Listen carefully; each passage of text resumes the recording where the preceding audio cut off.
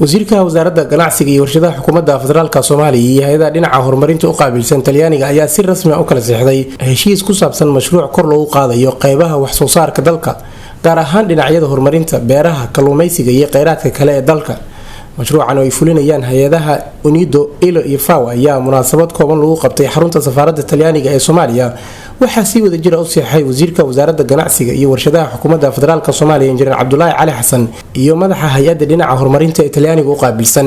iyadoo ay goobjoog ka ahayeen safiirka dowladda Talyaaniga u fadhiya Soomaaliya Ambassador Alberti iyo madax ka socotay hay'adaha iyo waliba mas'uuliyiin kale oo ka socotay wasaaradda ganacsiga iyo warshadaha xukuumadda federaalka Soomaaliya. madaxa hay-adaha dhinaca horumarinta u qaabilsan Talyaaniga oo halkaasi ka hadal jeediyay waxa uu sheegay inuu ku faraxsan yahay in mashruucan ay ka fuliyaan wadanka Soomaaliya, wuxuuna xusay in mashruucan uu bilow u yahay mashaariic kale oo lagu horumarinayo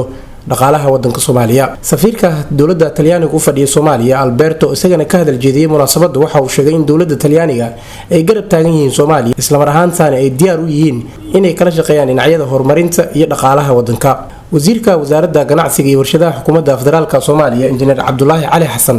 ayaa ugu dambeyntii ka hadal jeediyay munaasabadda waxa uu sheegay in mashruucan uu ahmiyad weyn u leeyahay guud ahaan dalka, waxa uuna xusay in sidoo kale lagu horumarinayo hay'adaha dowladda ee qaabilsan dhinaca wax soo saarka dalka, isagoo sidoo kale tilmaamay in mashruucan si wada jir ah ugu soo wada shaqeeyeen wasaaradaha ganacsiga, kalluumaysiga iyo beeraha iyo waliba sidoo kale hay'adaha caalamiga ah ee fulinayo